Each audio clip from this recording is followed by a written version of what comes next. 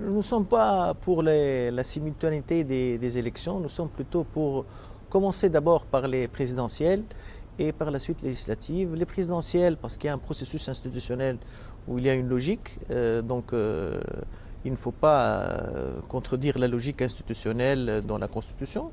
Quand même, le président de la République, c'est lui qui représente l'ensemble des Tunisiens. Il vaudrait mieux commencer par cette élection. Et bien sûr, il ne faudrait pas aussi que ces deux élections aient lieu en même temps pour ne pas vraiment créer un biais dans le choix des électeurs et dans les regroupements et les alliances qui peuvent se faire. Ça va permettre de faciliter et d'éclaircir le jeu politique et permettre aux différents partis politiques de se déterminer plus facilement.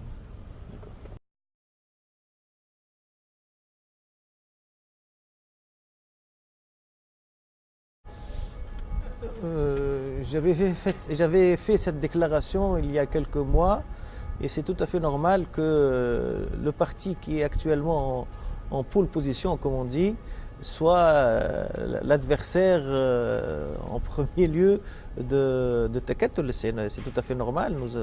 Nous avons intérêt à aller gagner des points sur Nada et d'autant plus que nous ne sommes pas de la même famille politique. Nous sommes des sociodémocrates.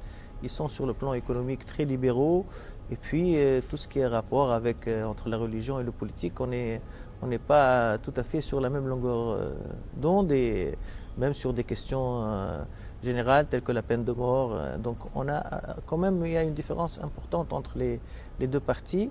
Nous avons collaboré pendant la période de transition parce que c'était la période de transition. Et nous rappelons que c'était une collaboration pour la gouvernance du pays et non pas pour les débats sur la Constitution. Chacun a défendu son point de vue. Chacun avait la liberté, il n'y avait pas d'alliance pour la Constitution. Et maintenant, il va y avoir des élections. Et chacun va défendre ses objectifs, son programme. Nous allons défendre notre option. On a commencé à élaborer notre programme de gouvernement. Et après les élections, on verra.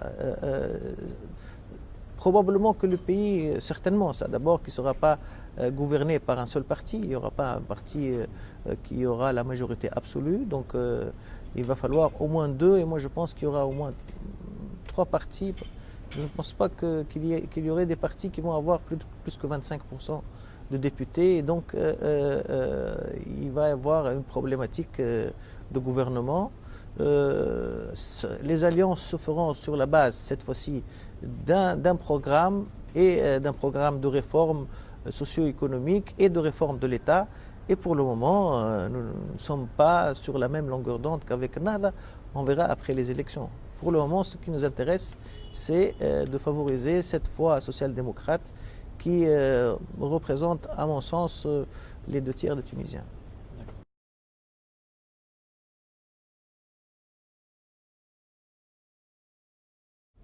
D'abord, l'Assemblée nationale constituante est une assemblée législative, donc elle est en train d'étudier, d'adopter les lois qui sont proposées par le gouvernement et par les groupes parlementaires ou les partis politiques. Et là, elle joue son rôle.